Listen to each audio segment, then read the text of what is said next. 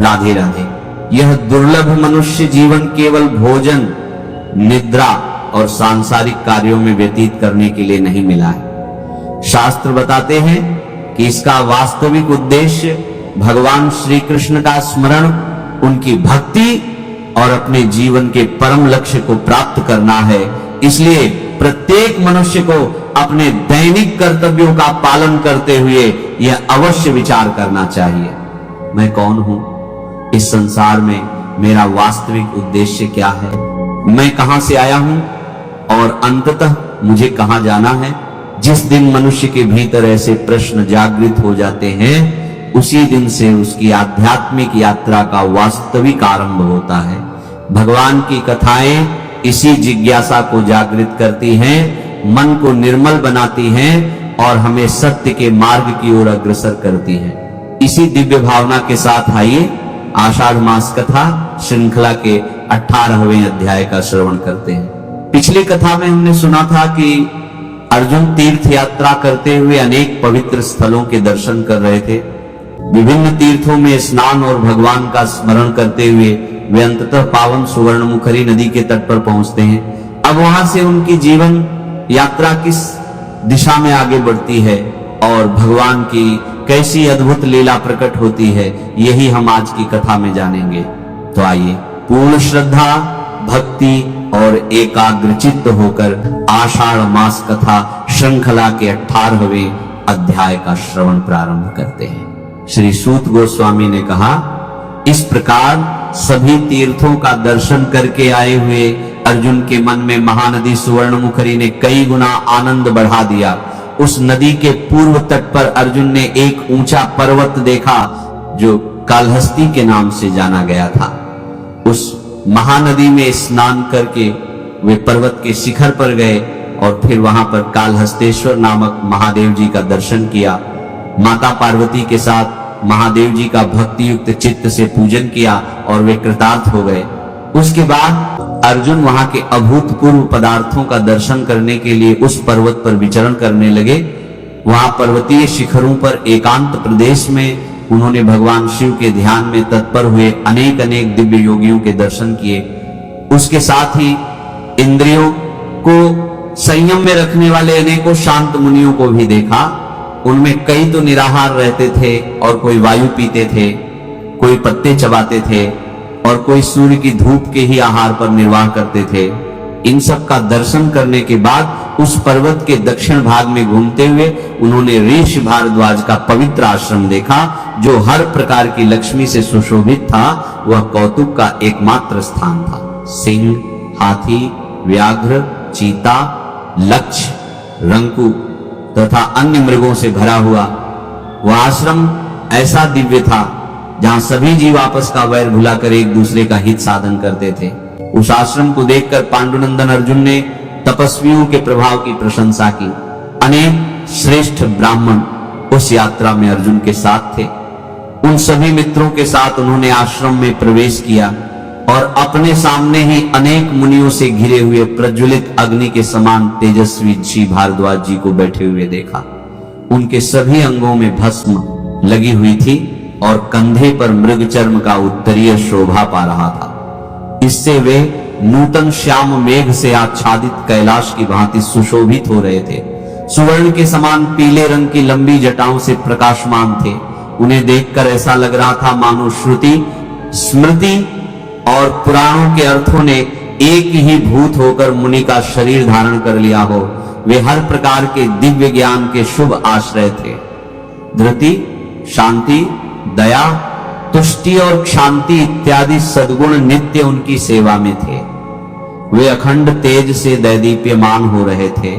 अर्जुन ने धीरे धीरे उनके पास जाकर मुनि के चरणारविंदों के आगे पृथ्वी पर गिरकर साष्टांग दंडवत प्रणाम किए। अपने आश्रम पर जब आए हुए कुंती नंदन अर्जुन को मुनि ने देखा तो उन्होंने उसे उठाकर अभ्युदय का आशीर्वाद दिया। उस समय उनका चित्त हर्षोल्लास से परिपूर्ण था। यथा योग्य अर्घ्य आदि प्रस्तुत करके मुनि ने अपने प्रिय अतिथि का सत्कार किया और एक आसन की ओर संकेत करते हुए उन्हें आसन पर बिठाया। जब वे बैठ गए तब तब उनसे स्वास्थ्य संबंधी कुशल प्रश्न किए और फिर अर्जुन भोजन करके तपोनिधि भारद्वाज मुनि के पास ही बैठे और कथा सुनने के कौतूहल से दिन का शेष भाग वहीं व्यतीत किया। उसके बाद सायं संध्या करके अग्नि में आहुति देकर अपने साथ आए हुए ब्राह्मणों सहित वे मुनि की कुटी गृह में गए और वहां उनके आशीर्वाद से आनंदित होकर बैठे। उस समय सुवर्णमुखरी नदी के शीतल जल को छूकर चलने वाली ठंडी वायु से अर्जुन को बड़ा हर्ष प्राप्त हुआ। अर्जुन ने सुखपूर्वक बैठे हुए भारद्वाज मुनि को प्रणाम करके विनय पूर्वक गंभीर वचन कहे। उसने कहा, हे मुनि श्रेष्ठ, इस संसार में एकमात्र मैं ही धन्य हूं जिसका आपने अपने पुत्र के समान भली भांति आदर किया। हे भगवान, यह महानदी किस पर्वत से प्रकट हुई है और कौन इसे लाया है? इसमें स्नान दान आदि करने से कौन सा पुण्य प्राप्त होता है? कृपया इस विषय में बताने की कृपा करें। अर्जुन का प्रश्न सुनकर भारद्वाज ऋषि कहते हैं, हे महाबाहु अर्जुन, तुम कौरव कुल को पवित्र करने वाले हो और धर्मपुत्र युधिष्ठिर के छोटे भाई हो। मैंने अनेक राजा देखे हैं, लेकिन वे तुम्हारे समान लीलायुक्त सरलता, दया, उदारता, धीरता और गंभीरता आदि गुणों से सुशोभित नहीं थे। कुल, विद्या और धन ये बलवान पुरुषों के अभिमान में कारण रूप होते हैं, लेकिन तुम्हारे जैसे कल्याणमय पुरुषों के लिए वे भी नम्रता लाने में कारण हुए हैं। हे राजन, मैंने मुनियों के मुख से जो दिव्य कथा सुनी है वह तुमसे कहता हूं, उसे सुनो। बहुत पूर्व समय की बात है।